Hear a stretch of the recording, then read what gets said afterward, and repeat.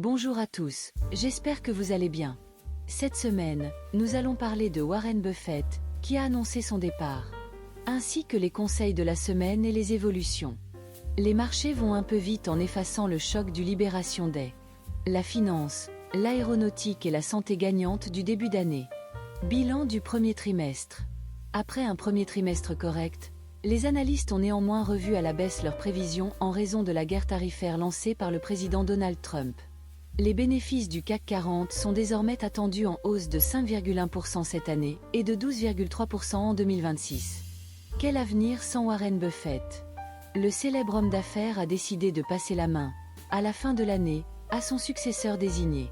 Des interrogations font naturellement jour sur la suite, mais cette transmission a été préparée.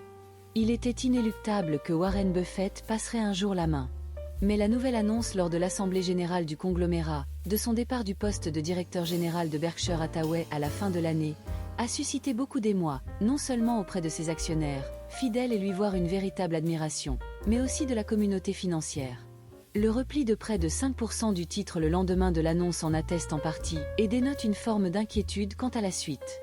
Son successeur, Greg Abel, désigné depuis plusieurs années, va donc se retrouver à la tête d'une des sociétés les plus emblématiques de Wall Street, symbole du rêve américain.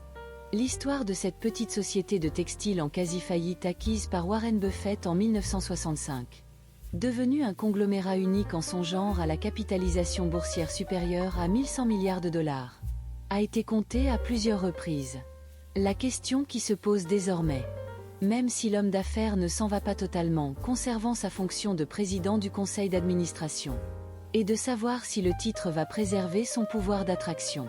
Et si la prime que l'aura de Warren Buffett lui a octroyée, il se traite avec une surcote par rapport à la valeur comptable d'environ 40% en moyenne.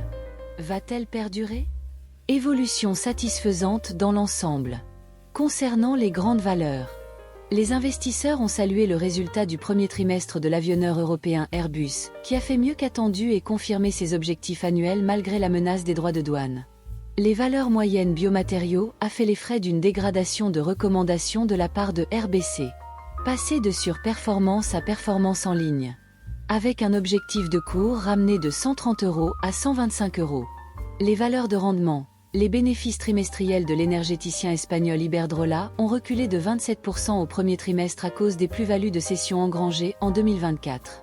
Sans celle-ci, le résultat net aurait cru de 26%.